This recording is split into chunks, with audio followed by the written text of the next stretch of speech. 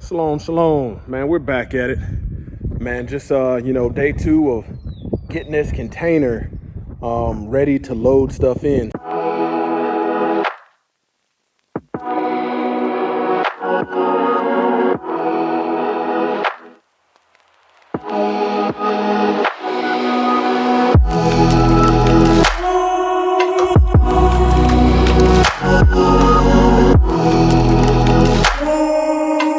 So as you can see, man, this area right here is gravel, and I still got the dirt from when I put the basketball court and had to dig that hole about 3.5 feet deep. And right in here, initial is gravel. And what I did was I didn't want to have to load stuff in this loose stuff where the gravel kind of runs out. So what I did was I took a 4x4 and dug out a trench in there in the ground and ran that all the way across. And I took some leftover wood that I have. These are some of them 1.5 by 6 or 2 by 6. Some of them 2 by 8s, 2 by 10s. You can see I just used boards that I had, and like I said, I pretty much put the trench in there, and from there bolted that thing, or used some T25, probably about 3-inch screws all the way across, and put this little header board on the front. So when I load stuff, I got a steady surface.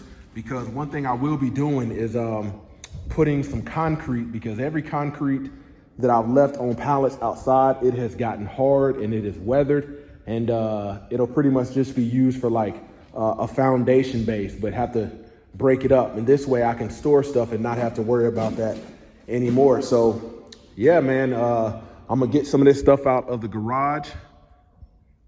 So I'm gonna get some of this stuff out of the garage that I got in there from a lot of different products. We'll be able to store, goods and things like that. If we want to stock up on toilet paper, anything that we want to stock up on, we got the space to do it. And this will stop us from, when I'm buying tools and stuff like that, I don't have to store them in the garage, out of fear of them weathering and things like that, so we can get after it. Anytime I get a deal on soil or anything, this front area, I'm gonna leave it pretty much open, with the exception of some doggone, I'm gonna hang some boards off of those hooks, and I'm gonna hang some tools and put some tool hangers and stuff like that on there. And yeah, man, that's a 40-foot container. This only has one trip on it. It came across the sea and stayed here. So you can tell by the floor, everything looks new. And this thing, man, it ran, luckily the yard where they store these and they advertise is only about 2.5 miles from my house. So I didn't have to pay shipping on it. But this 40-foot container, man, brand new, ran me $5,700. That's without tax, using our agricultural tax exemption. $5,700, man, and that's some good storage space, and this is another plus to living out on the land.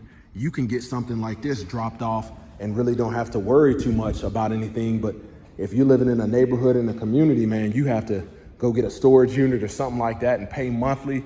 When this right here, these things last 30, 40 years, in the condition it is, it's new, don't have that much wear on it.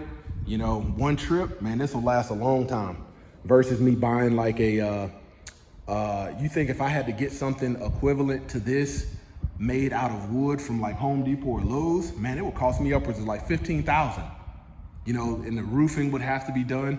And this one, man, if I wanted to weatherproof it even further, man, I could put like some bed liner on the top and on the sides and, keep it from rusting out even longer.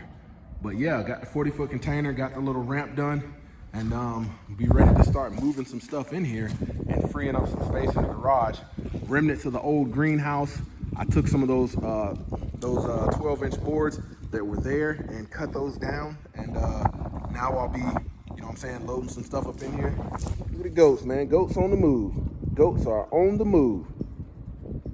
But yeah, just wanted to show you that progress. So if you were thinking about getting one of these and you're like, man, if they're gonna drop it on the ground and it's got soft soil around it, man, I want a a forklift or when the truck comes to deliver pallets of concrete, for them to be able to drive right here and put the stuff right in the front to where we don't have to worry about it. And if I don't do that, if I didn't do this right here, there's a chance that this thing could sink down. Man, they're curious. They ready to get up in there and see what's going on. Look, check them out. What are you doing?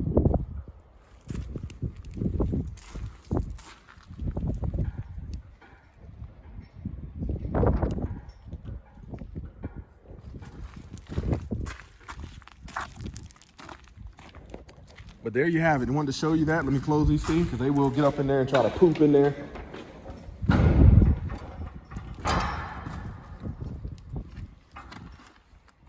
Close that bad boy up.